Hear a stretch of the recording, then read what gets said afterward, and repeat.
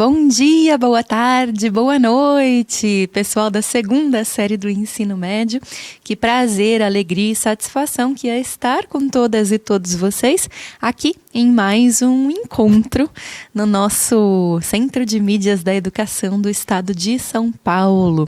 Eu sou a professora Maria Fernanda, mais conhecida como Mafê. Este é o meu sinal. Eu sou uma mulher de pele branca, olhos castanhos, cabelos ruivos. Eu tenho 1,70 m de altura e hoje eu estou vestindo uma calça jeans azul e um agasalho de cor preta. Aproveito esse momento da minha descrição para saudar com muito carinho as nossas intérpretes de Libras que estarão presentes aqui com a gente hoje, que são a Janaína e a Giovana. Então, muito obrigada pela parceria cotidiana aqui nas nossas aulas. A gente vai hoje trabalhar com o componente Ciência, Tecnologia e Ética. Esse componente, que faz parte do aprofundamento Superar Desafios de Humanas e que faz parte também da primeira unidade curricular desse aprofundamento. A unidade curricular que se chama No Mundo Tudo Está Interligado e que vai se aproximando do final. Então, esta é a última semana em que nós teremos aulas inéditas.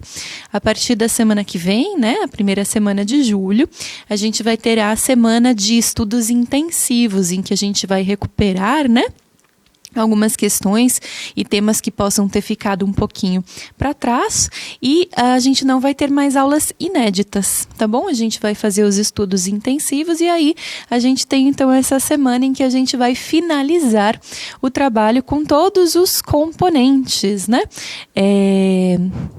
dos diferentes aprofundamentos, dos diferentes itinerários formativos.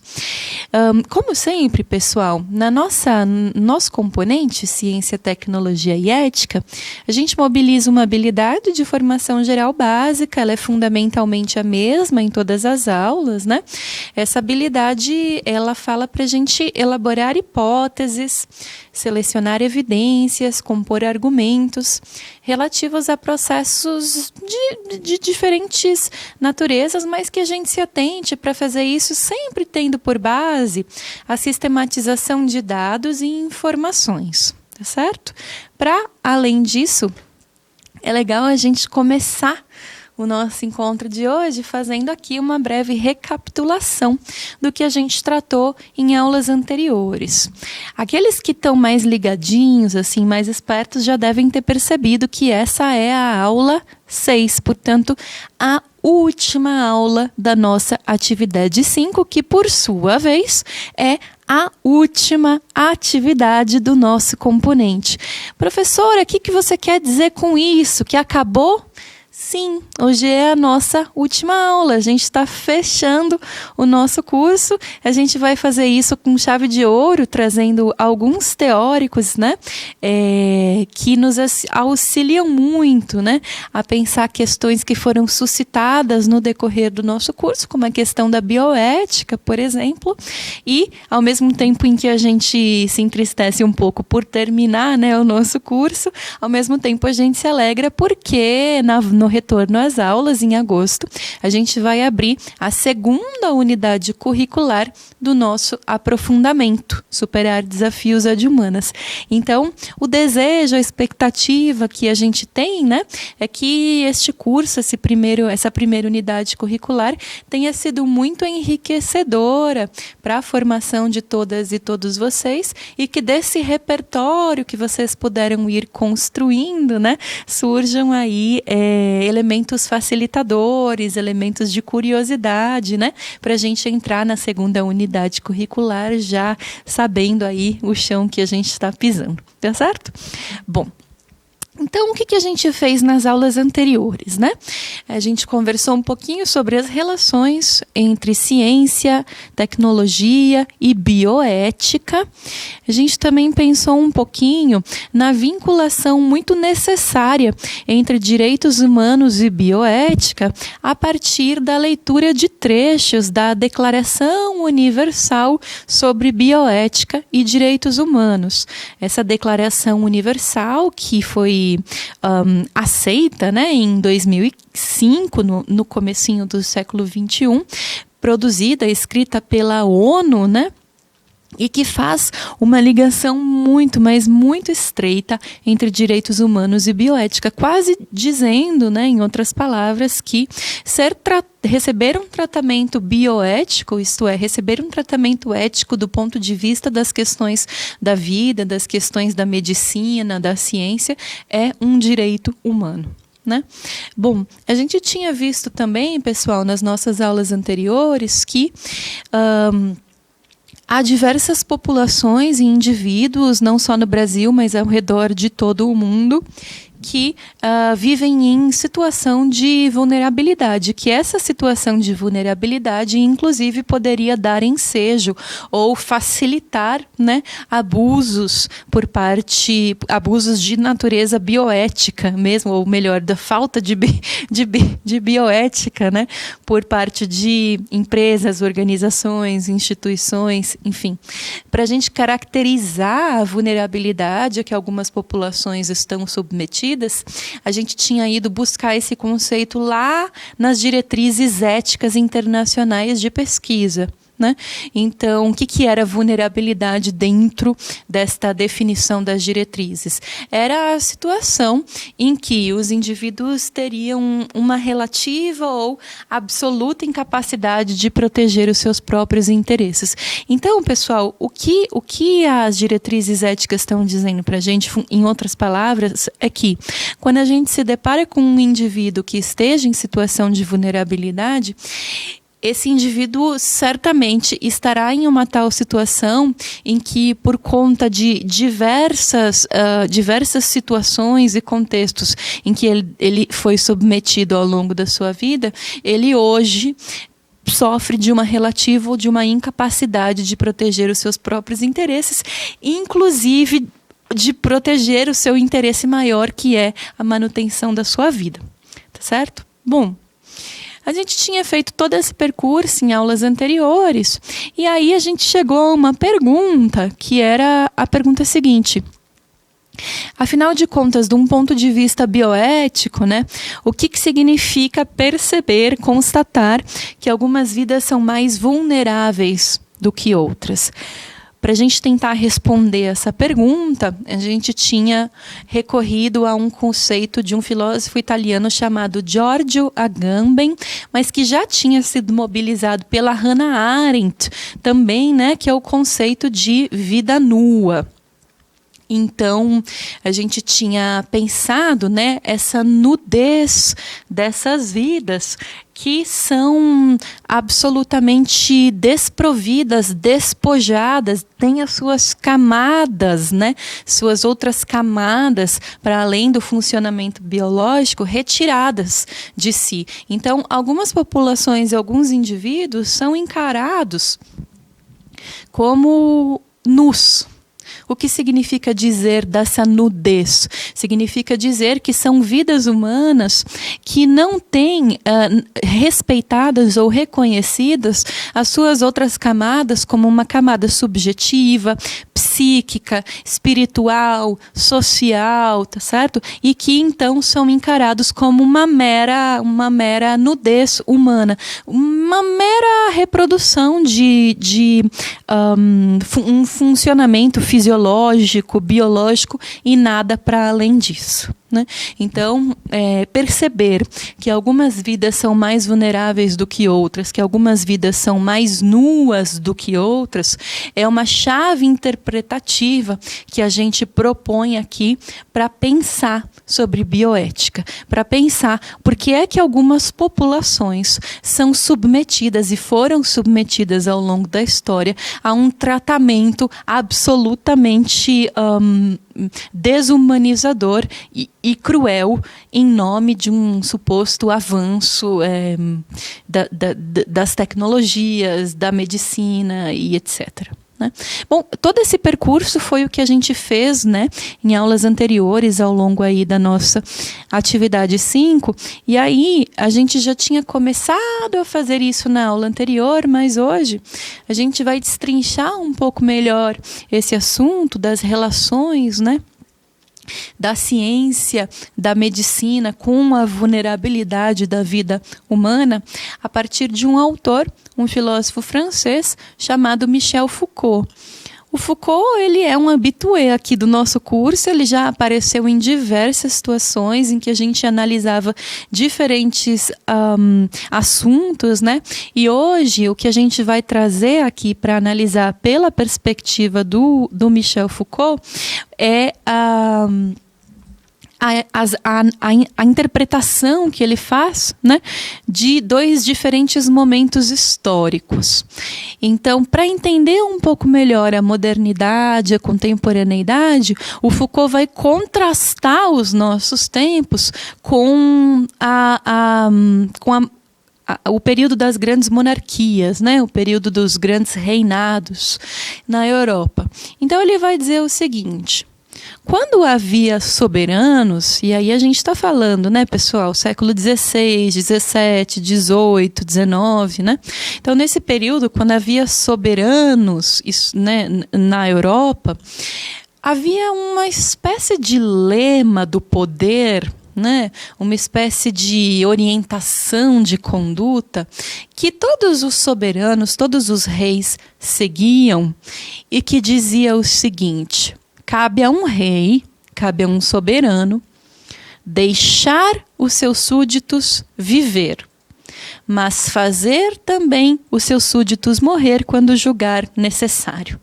Portanto, era uma espécie de poder negativo que os soberanos exerciam sobre a vida da população. Por que negativo? Ora, porque era um poder de morte, era um poder de retirada, de apropriação da vida, portanto negativo, um poder que nega a vida, tá certo? Então, fundamentalmente, o poder desses soberanos, no período das grandes monarquias na Europa, diz o Foucault, se exercia sob uma forma que era o seguinte: aqueles súditos que estavam dentro do que era regulamentar e etc., eles eram deixados viver.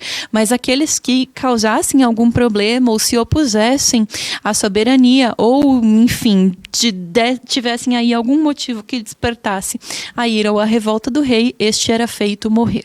E, fundamentalmente, diz o Foucault, era assim que a coisa caminhava no poder aí, né, nas grandes monarquias. O pulo do gato do Foucault está em enxergar que quando acabam as grandes monarquias na Europa e a gente entra num outro período histórico, né, que é um período histórico em que as repúblicas vão se consolidando, o pensamento liberal vai fundamentando as atividades humanas, né, de um ponto de vista econômico, né? Aí a gente tem uma transição nesse pensamento. Em outras palavras, a gente tem uma mudança, né, nesse pensamento do poder político, que não mais vai seguir a maneira como se realizava lá nas grandes monarquias, mas vai inverter esse mote, vai inverter essa conduta. Então, aqui, nos nossos tempos, né, nas repúblicas, nas democracias, no liberalismo, no capitalismo, a gente vai viver sob um determinado poder cujo lema é fazer viver e deixar morrer. Percebam, aqueles que estão mais atentos, que se trata da exata inversão do que vigorava lá no período das soberanias. Então, não é mais o rei que vai deixar os seus súditos viverem ou fazer morrerem, né?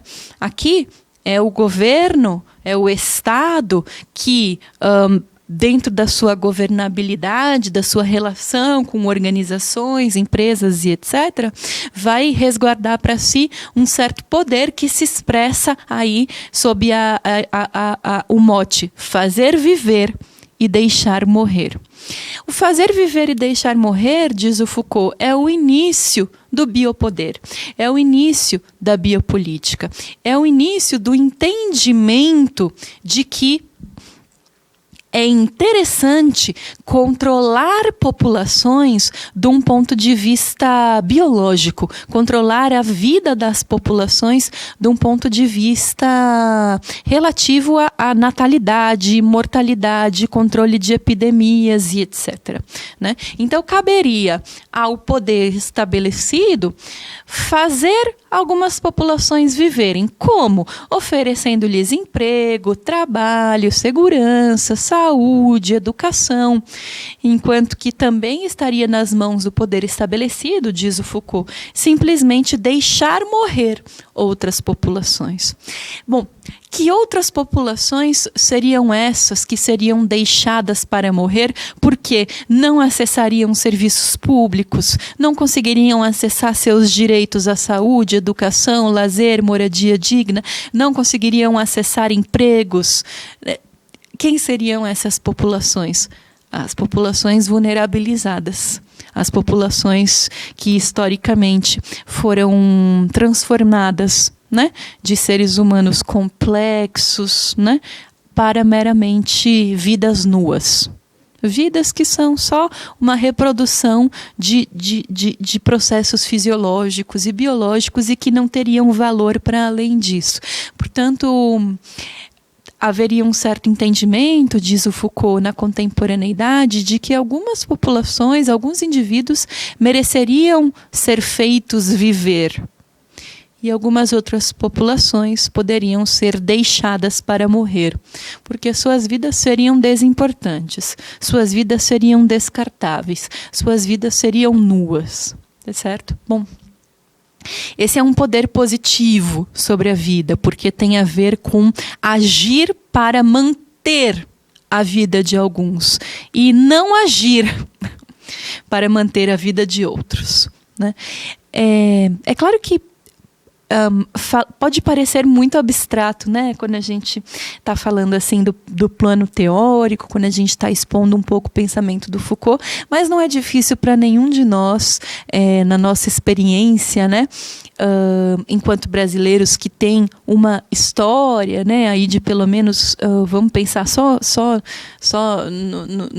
desde a chegada dos portugueses às nossas terras, né? A gente tem pelo menos 500 anos de história para pensar que populações foram essas, né, que o poder fez viver e que populações foram essas que o poder deixou morrer, né? Então, quando a gente fala em fazer viver no pensamento do Foucault, já no âmbito da biopolítica, do biopoder, a gente está falando fundamentalmente nos séculos, né, 17, 18, de um conjunto de técnicas disciplinares de anatomopolítica, ou seja, que estavam centradas aí no corpo individual para aumentar a força útil mesmo de trabalho de cada pessoa, né? No decorrer do século 18 é que se desenvolve então a biopolítica, né? A biopolítica, na visão do Foucault, não exclui essas técnicas disciplinares, né? Mas insere novas técnicas para a gestão da vida propriamente, enquanto espécie, e não mais para a gestão da vida individual. Portanto, a gestão de nascimentos, a gestão da mortalidade, a gestão da saúde e da longevidade tem a ver com esses mecanismos biopolíticos, né, que o Foucault identifica para falar sobre como o poder faz viver. E como é que o poder deixa morrer? Bom, tem de se partir de uma premissa que é o entendimento da vida de algumas populações como uma mera vida biológica, uma vida nua, uma vida que é descartável, uma vida que pode ser desfeita a qualquer, pode ser destruída a qualquer momento, né? A gente pode citar aqui como um exemplo da contemporaneidade, para ficar um pouco mais claro para vocês, os detentos em Guantánamo, né? Guantánamo é essa prisão em que os detentos estão ali numa certa zona de indeterminação, porque os direitos humanos são contínua e sistematicamente violados, né? Então fica nessa zona de indeterminação em que não se sabe muito bem que tipo de leis vigoram, né? E esses prisioneiros em Guantánamo, então, tiveram subtraídas, né, de si qualquer possibilidade de exercício de direito e cidadania. Eles passaram a ser vistos como corpos, meramente, não mais como seres humanos. Eles passaram a ser vistos como vidas nuas. Eles passaram a ser vistos, pessoal, só para a gente remeter um pouco às aulas anteriores, como zoé. Né? Zoé era esse termo que se utilizava na Grécia Antiga para falar sobre a vida como mera reprodução de processos fisiológicos e biológicos, né? Em oposição a bios, essa palavra que também era utilizada na Grécia Antiga, também significava vida, mas era um conceito amplo, um conceito estendido, alargado de vida, que contempla, né, dimensões psíquicas, subjetivas e sociais, né? Então, a partir do momento que a gente tem uma não atuação, né, de organizações, instituições e Estado, né, que deixa algumas populações morrerem, parte-se da premissa de que essas populações são meramente zoé. Elas são meramente corpos que funcionam, não são pessoas, não são seres humanos, né? Bom, o fato é que a modernidade, a contemporaneidade, sistematicamente produziram a vida nua em determinadas populações. Qual será que é, a pergunta que a gente tem que se fazer nesse contexto é a seguinte: qual será que é o estatuto da vida abandonada a uma decisão soberana? Porque percebam, pessoal, que esses prisioneiros em Guantánamo, eles têm uma vida que ela não só é uma vida presa, né, desprovida de liberdade, mas ela tem uma outra característica fundamental, que é a seguinte: é uma vida que está abandonada a uma decisão soberana. O que eu quero dizer com decisão soberana? Eu quero dizer que são vidas que, grosso modo, estão submetidas às decisões daqueles que hierarquicamente ocupam posições superiores, podem ser entendidos como soberanos dentro desse sistema prisional de Guantánamo, né? Então, pelo fato de que esses prisioneiros estão numa certa zona de indeterminação, então eles estão submetidos a tratamentos que advêm, né, digamos, dos caprichos ou da arbitrariedade, né, soberana das pessoas que hierarquicamente são superiores a eles. O problema de estar submetido a essa área em que a sua vida está nas mãos de uma decisão soberana é que essa é uma esfera em que se pode matar sem cometer homicídio. O que eu quero dizer com isso? Na visão do Foucault, lá nas grandes monarquias, né? Quando o rei decidia por matar um súdito, seja por que motivo fosse, o rei não era considerado um homicida, né?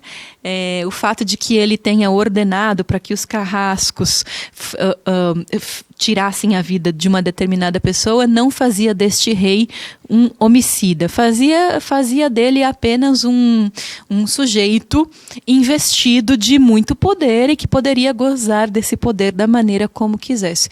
Então, hoje, apesar de não vivermos mais nas grandes monarquias, a gente tem algumas situações em todo o planeta, pessoal, a gente tem algumas situações em que indivíduos e populações estão ainda abandonados e submetidos a decisões soberanas, quase como se ainda existissem reis que podem matar sem cometer homicídio.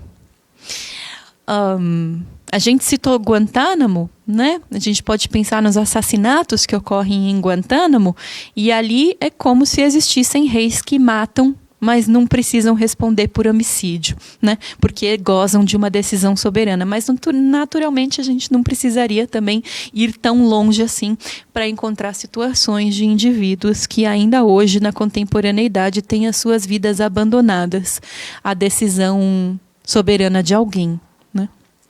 Bom, aí, sobre o conceito de vida nua, né, que a gente utilizou muito aqui na nossa aula, alguns tópicos importantes para que fique um pouco mais claro, né? A vida nua, ela é indeterminada. Ela não é bios, então ela não é entendida como uma vida que possui camadas para além do meramente fisiológico, mas ela também não é zoé de um ponto de vista em que ela pode estar submetida à decisão soberana. A vida nua está sujeita a um poder de morte, ela é considerada uma vida matável, uma vida sem valor.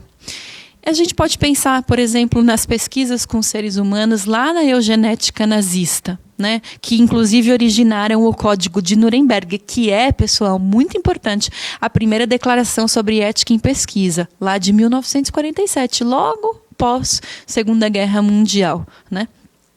Então, essas pesquisas com seres humanos na eugenética nazista certamente partiram da premissa de que as vidas que estavam ali sendo utilizadas eram vidas matáveis, vidas sem valor, vidas nuas. Né? A gente pode pensar, por exemplo, a vida sem valor como aquela que pode ser submetida ao puro exercício da técnica. Então, em 1942 até 1972, no Alabama, nos Estados Unidos, 400 homens negros foram contaminados propositalmente pelo vírus da sífilis e permaneceram sem tratamento. Por quê? Porque queria se observar o curso natural dessa doença. Né? O fato é que, desses 400 homens negros, apenas 74 sobreviveram. Então, essa população, esses 400 homens negros, foram tidos por esses pesquisadores e por esses técnicos como vidas matáveis, vidas nuas, vidas desimportantes, que poderiam ser submetidas a crueldades em nome, né, de um bem maior. Quem é que decidiu pelas vidas dessas pessoas? Quem é que deu a chance de escolha para essas pessoas? Quem é que disse que essas pessoas teriam que ser submetidas a isso? Uma decisão soberana, tá certo? Aí, só para a gente ir se encaminhando para o finalzinho da aula, eu queria trazer para vocês aqui um trecho da Declaração de Helsinki, de 1999, produzida pela Associação Médica Mundial, e que fala para a gente sobre uma declaração de princípios éticos para fornecer orientações para médicos e outros participantes em pesquisas clínicas que envolvam seres humanos, como, por exemplo, aquela do Alabama, que a gente acabou de citar. Então, a gente tem um primeiro elemento que diz assim: a Associação Médica Mundial desenvolveu a Declaração de Helsinki como uma declaração de princípios éticos para fornecer orientações aos médicos e outros participantes em pesquisas clínicas envolvendo seres humanos. Pesquisas clínicas envolvendo seres humanos incluem pesquisas com material humano identificável ou dados identificáveis. É dever do médico promover e salvaguardar a saúde de seus pacientes, diz a Declaração de Helsinki. O conhecimento e a consciência do médico estão direcionados para o cumprimento desse dever. A partir da Declaração de Helsinki, desses dois elementos, desses dois artigos que a gente leu aqui, a gente fica munido para analisar uma série de casos que ocorrem, inclusive no nosso dia a dia. Não precisa ser muito longe da gente, às vezes casos na nossa família, né, que podem ser analisados, entendidos, compreendidos a partir do viés da bioética, a partir do viés do respeito a princípios éticos, para guiar a conduta médica, técnica, científica em relação à vida humana. Eu vou deixar aqui algumas sugestões para vocês. Então, tem uma música, né, de uma banda chamada Dead Kennedys. A música é o Holiday in Cambodia, que é bem interessante para a gente pensar essa questão. O filme Jardineiro Fiel, do Fernando Meirelles, diretor brasileiro, de 2005. Uma reportagem do Le Monde Diplomatique, que fala sobre a relação entre as guerras e a produção da vida nua. E ainda um Atlas da Violência, que é interessante para a gente pensar, afinal de contas, de que populações a gente está falando quando a gente fala em populações vulneráveis. Fica também a sugestão de atividade do roteiro do estudante, que pede para que vocês apresentem em grupos uma síntese das temáticas, conceitos e conteúdos trabalhados ao longo do nosso curso. E eu me despeço de todas e todos vocês com muito carinho. Cuidem-se muito e estaremos juntas e juntos novamente na próxima unidade curricular do nosso aprofundamento. Um grande abraço, cuidem-se muito e tchau, tchau.